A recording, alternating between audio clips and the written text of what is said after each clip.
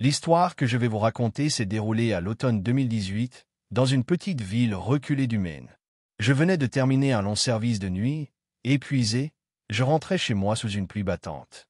Ma maison, une vieille bâtisse en bois aux fenêtres grinçantes, se trouvait en plein cœur des bois, à une vingtaine de minutes en voiture du centre-ville. Le trajet était toujours une épreuve.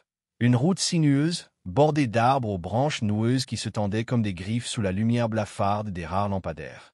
Cette nuit-là, la route semblait plus sombre que d'habitude, et une étrange sensation d'oppression me suivait comme une ombre. J'ai poussé la porte d'entrée, laissant derrière moi le froid mordant de l'extérieur. L'odeur de bois humide et de vieux papier peint m'accueillit, familière, réconfortante. J'ai posé mes clés sur la petite table près de la porte, retiré mon manteau trempé, puis soupiré en me dirigeant vers la cuisine. C'est alors que je l'ai entendu. Un grincement. Léger, presque imperceptible, mais suffisant pour me glacer le sang. Il venait de l'étage. Des escaliers. J'ai figé mon souffle. J'habitais seul. Il était impossible que quelqu'un d'autre soit ici. Le silence qui suivit fut plus angoissant encore que le bruit lui-même. Mon esprit chercha une explication rationnelle, le bois qui craque avec l'humidité, le vent s'engouffrant sous le toit. Mais une petite voix au fond de mon esprit me soufflait que ce n'était pas ça. Rassemblant mon courage, j'ai monté les escaliers, un à un, chaque marche protestant sous mon poids. Mon cœur battait si fort que j'avais l'impression qu'il allait exploser. J'ai fouillé chaque pièce, allumé chaque lumière. Rien d'inhabituel, rien de déplacé. Tout était exactement comme je l'avais laissé avant de partir travailler. Essayant de me convaincre que j'étais simplement fatigué et stressé, j'ai décidé d'aller me coucher. Mais l'inquiétude s'était déjà ancrée en moi. J'ai fermé la porte de ma chambre, glissant le verrou presque sans réfléchir, comme si ce simple geste pouvait me protéger de l'inconnu. La fatigue a fini par l'emporter, et mes paupières se sont fermées. Mais au milieu de la nuit, je me suis réveillé en sursaut.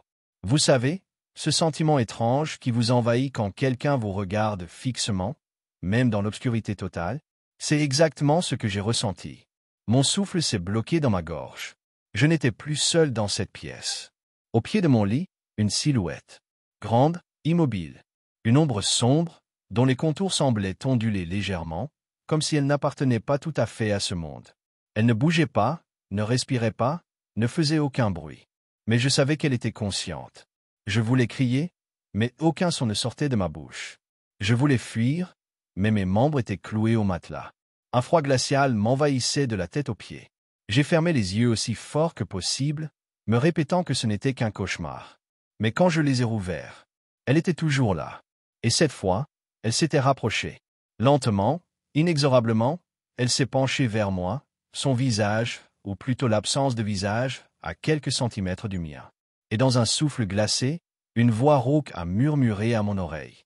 Je t'attendais, depuis très, très longtemps. Je crois que j'ai perdu connaissance à cet instant précis. Le lendemain matin, j'ai été réveillé par la lumière du jour filtrant à travers les rideaux. Mon cœur battait toujours à un rythme affolé, et ma peau était glacée de sueur. La chambre était vide. Mais quelque chose avait changé. Le verrou de ma porte était ouvert. Depuis cette nuit-là, je ne suis plus jamais retourné dans cette maison. Et parfois, au beau milieu de la nuit, alors que je vis désormais loin de ces bois maudits, je ressens encore cette présence. Comme si elle m'avait suivi. Comme si elle attendait son heure. Et toi, ce soir, avant d'éteindre la lumière, avant de fermer les yeux, es-tu sûr d'être seul dans ta chambre? Moralité. Certaines ombres ne sont pas que des illusions de notre esprit. Elles attendent simplement que nous les remarquions.